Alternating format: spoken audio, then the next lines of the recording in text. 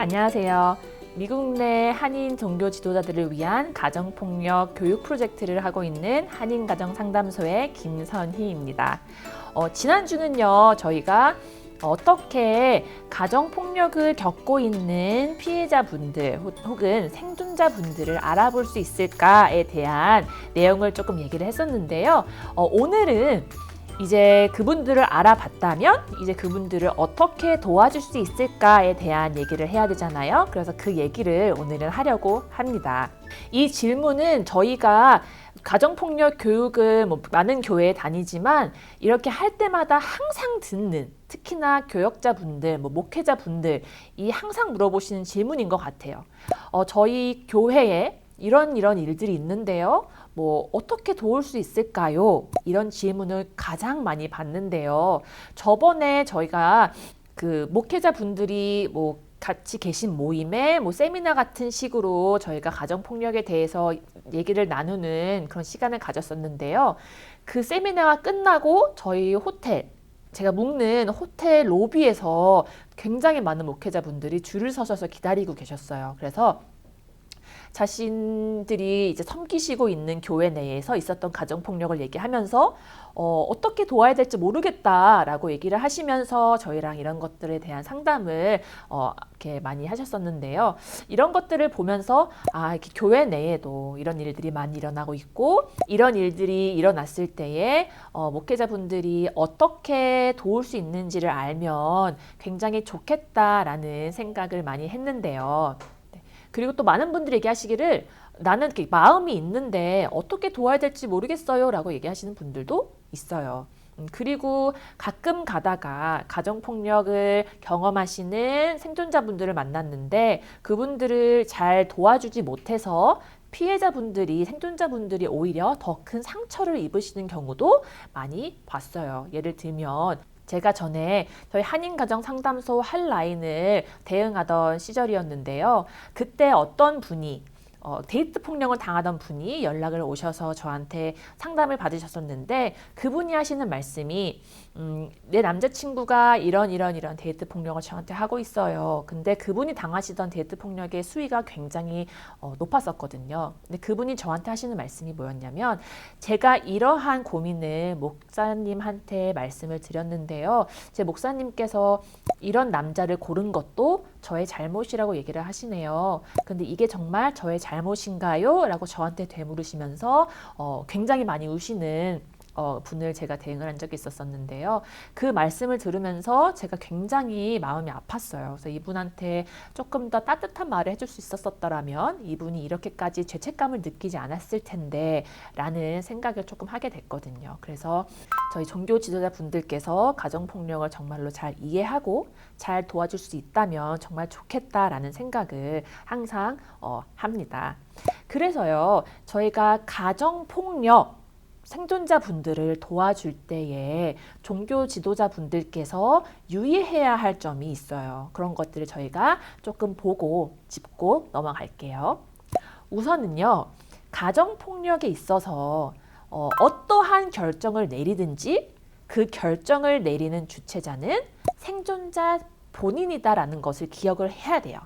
당연히 내가 사랑하는 성도가, 내가 사랑하는 친구가 이런 일들을 당하고 있고 이런 어려움을 겪고 있다라면 정말 마음이 아프고 도와주고 싶잖아요. 그리고 내가 생각했을 때에 이거는 아닌데, 이거는 좋은 게 아닌데 라고 생각할 때가 있잖아요. 하지만 이러한 결정을 내리는 건 내 결정이 아니라는 거. 그리고 이런 결정을 내리는 거는 온전히 생존자가 내리는 것이라는 것.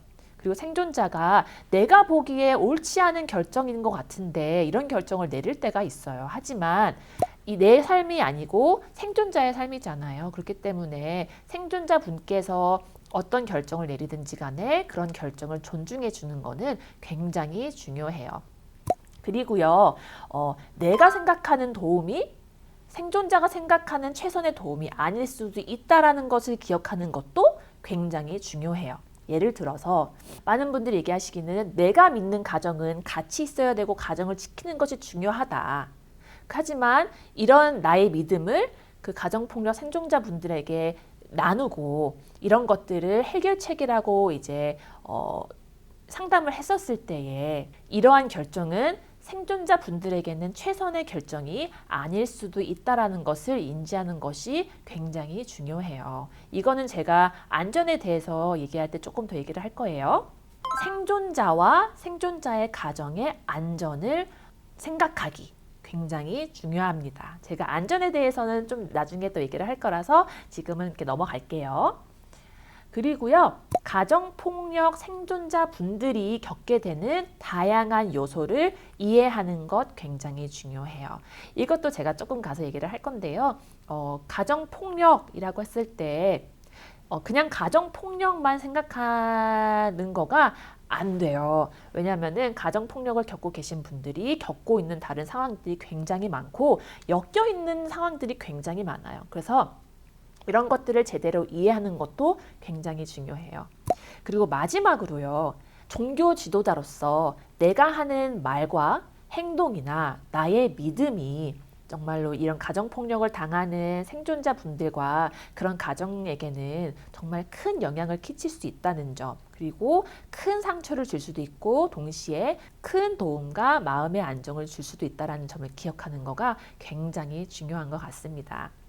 그래서요, 제가 이번에는 생존자와 생존자 가정의 안전을 확보하기를 조금 얘기를 해볼게요.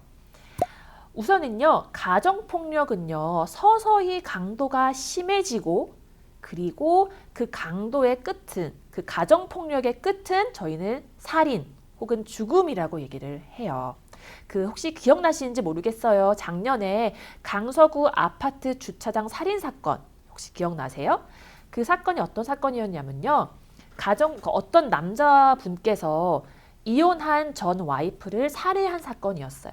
보니까 그 사건이 오래전부터 어마어마한 가정폭력이 있었고 결국에는 그것이 살인까지 이르게 되는 사건이었는데요. 이렇게 가정폭력이라는 것은 처음에는 언어폭력이나 이렇게 가볍게 시작을 하지만 가면 갈수록 신체적인 폭력, 더 심한 신체적인 폭력, 그리고 결국에는 죽음까지 이르는 그런 범죄라고 저희는 얘기를 하고 있어요. 이렇게 봤을 때 가정폭력 생존자분들과 가정의 안전을 생각하는 것은 굉장히 중요해요.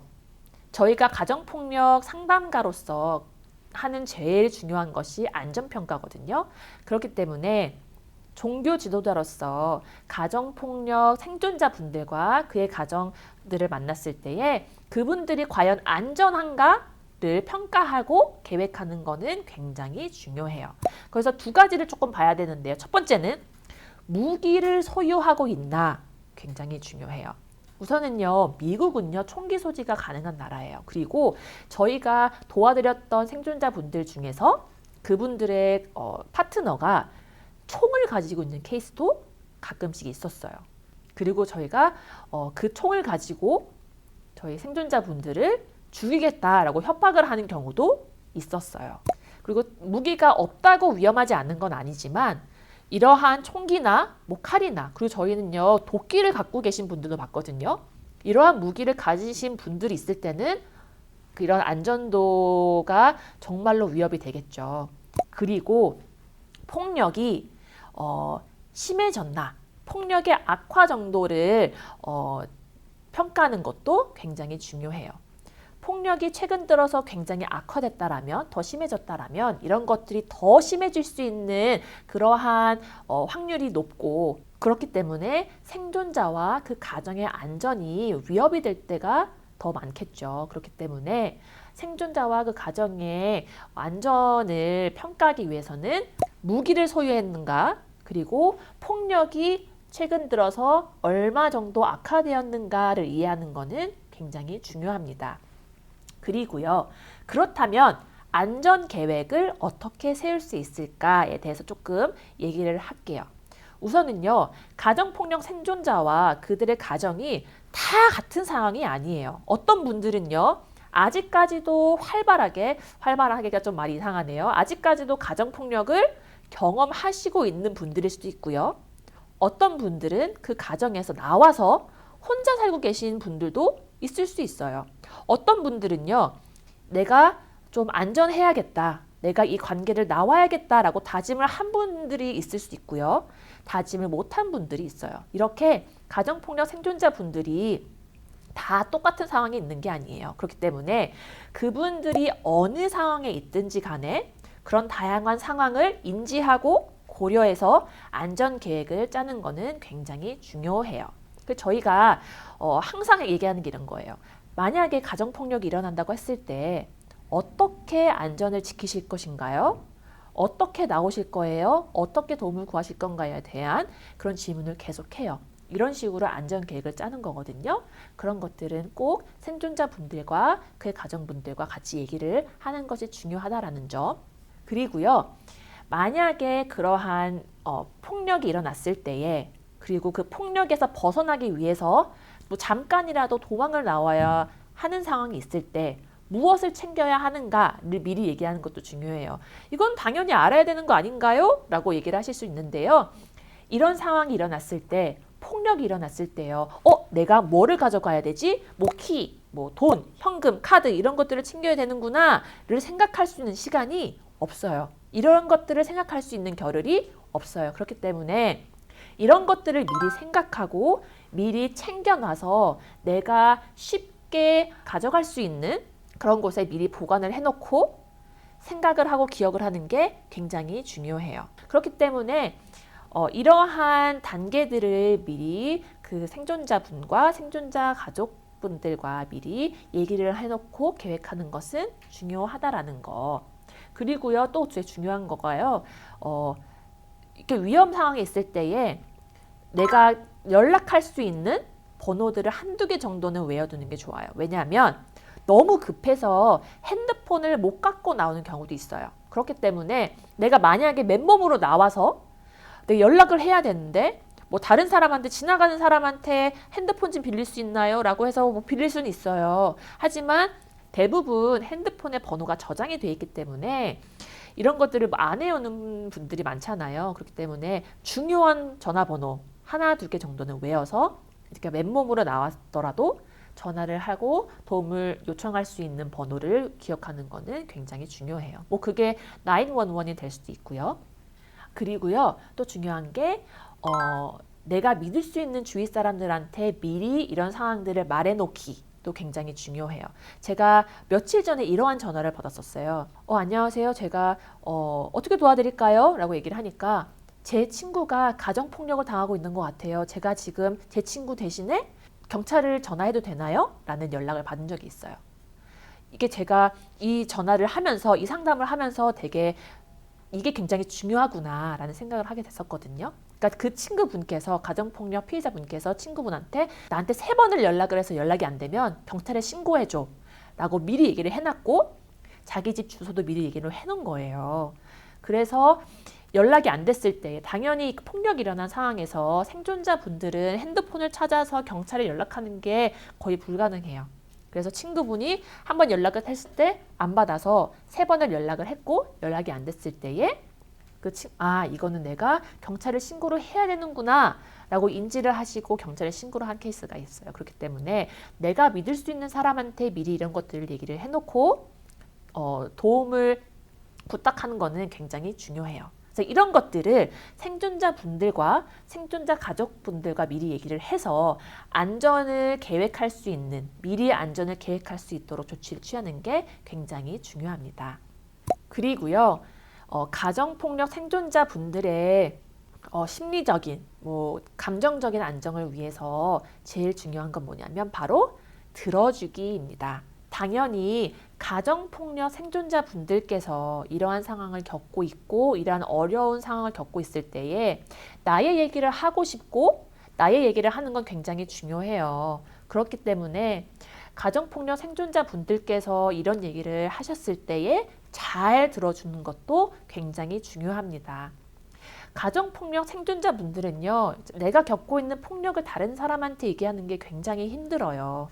그렇기 때문에 이분들이 이런 얘기를 정교 지도자분들에게 했었을 때는 거기까지 오기까지에는 굉장히 많은 용기가 필요했을 거예요. 그렇기 때문에 이러한 얘기들을 들어주고 인정해 주는 것들은 굉장히 중요한데요. 많은 경우에 이런 얘기를 듣는 종교 지도자분들께서 너무나 도와주고 싶은 마음에 이런 얘기도 해주시고 저런 얘기도 해주시고 좋은 얘기도 해주시고 이런 경우가 많아요. 그리고 그것도 굉장히 중요해요. 하지만 이러한 얘기를 해드릴 때는 그런 것들이 적절했을 때에 이런 얘기를 했을 때가 굉장히 도움이 되는데요. 적절하지 않은 상황에서 하게 되는 말들은 사실은 도움이 안 될 때도 있어요. 그렇기 때문에 이러한 가정폭력 피해자분들을 만났을 때에 이런 분들을 상담을 했을 때에 말을 하는 것보다 들어주는 게 굉장히 중요하다라는 거. 그리고 특히나 많은 분들이 다들 그러고 살아. 가족인데 어떠겠어. 같이 살아야지. 이런 식의 당연히 좋은 마음에서 해주시는 거겠지만 이 좋은 마음에서 하는 말들이 도움이 안 될 때도 있다라는 거 제가 전에도 얘기를 했죠. 그렇기 때문에 내가 말을 하는 것보다는 상대방이 생존자가 하는 말을 들어주고 이해하는 거가 굉장히 중요합니다. 이러한 이유에서 종교 지도자분들께서 가정폭력 생존자와 그 가족을 만났을 때에 그분들의 이야기를 들어주는 거가 엄청 중요해요. 마지막으로요. 생존자분들이 필요한 거를 알았다면 이분들을 올바른 리소스로 연결을 해주는 것도 굉장히 중요해요. 저희 리소스에 대해서는 제가 마지막에 조금 더 얘기를 할 거예요. 이번 비디오는 아니고요. 마지막 비디오에 제가 조금 더 자세하게 얘기를 할 건데요. 가정폭력에 관련된 서비스를 하는 가정폭력 기관이라든지 아니면은 뭐 경찰이라든지 뭐 병원이라든지 뭐 변호사라든지 이렇게 필요한 이런 정보나 리소스들을 생존자들한테 주는 거가 굉장히 중요해요. 그래서 생존자분들이 이러한 리소스를 이용하실 수 있게요. 제가 지금까지 몇 년 동안 종교 지도자 분들이랑 가정폭력에 관련돼서 일을 같이 하면서 굉장히 가정폭력에 잘 대응한 교회를 한번 본 적이 있어요. 그 교회 이름도 기억이 나는데요. 어떠한 상황이었냐면 교회에서 생존자와 그 가족이 안전할 수 있게 가해자와 떨어뜨려 놓고 그리고 이게 생존자가 살 수 있는 집을 같이 마련을 하고 그리고 그 생존자가 혼자서 재정적으로 활동을 하고 이제 인컴을 만들 수 있도록 이제 일도 같이 알아봐주고 그리고 취직도 시켜주고 이런 것들을요 가정폭력 기관이 아닌 교회에서 자기 스스로 할 수 있었던 일을 나누어 주시는 경우를 봤거든요. 근데 제가 이런 것들을 보면서 굉장히 이상적인 교회다라고 생각을 하게 됐었어요. 그래서 교회라는 것이 사실은 많은 사람들이 모이는 곳이기 때문에 그만큼 저희가 이제 가정폭력 생존자분들을 연결해주는 리소스들이 교회 안에 있는 경우가 굉장히 많아요. 그래서 이 교회에는 너무나 감사하게도 가정폭력 생존자분들이 받을 수 있는 그런 리소스들, 그런 필요한 것들이 교회 내에 다 있었고 그렇기 때문에 교회 내에서 이런 것들을 다 도와줄 수가 있었어요. 그래서 너무나 감사하게도 이 교회는 가정폭력에 대해서 이제 인지하고 이해를 하는 교회였고 그리고 생존자분들을 어떻게 도와야 하는지도 아는 교회였어요. 이렇게 교회 내에서 종교 지도자분들이나 목회자분들이 가정폭력을 잘 이해를 했을 때에 이렇게 가정폭력의 기관의 도움 없이도 스스로 가정폭력을 당하는 가정과 그리고 생존자분들을 도울 수 있는 그런 힘이 있었어요. 그래서 이런 것들을 보면서 너무나 마음이 따뜻해졌었거든요. 이렇게 오늘은 이렇게 가정폭력 피해자분들을 봤을 때에 어떻게 도와줄 수 있나에 대해서 조금 얘기를 해봤고요. 다음에는 어떻게 종교 지도자로서 가정폭력 예방을 할 수 있을까에 대한 얘기를 조금 해볼게요. 다음 비디오에서 뵙겠습니다. 감사합니다.